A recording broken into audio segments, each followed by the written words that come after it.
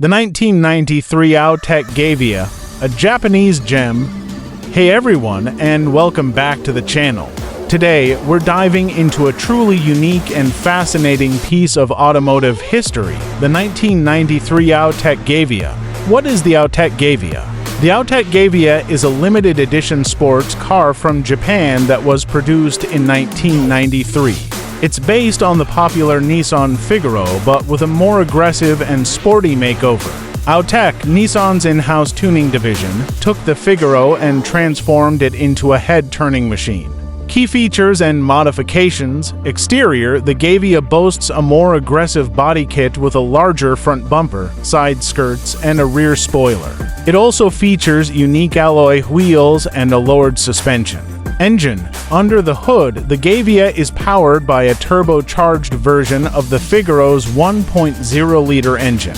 This gives it a significant boost in power compared to the standard model. Interior. While the interior is largely similar to the Figaro, the Gavia may have some unique trim or features to set it apart. Rarity and value.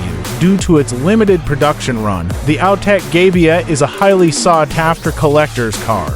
Its unique design and performance make it a desirable addition to any classic car enthusiast's collection.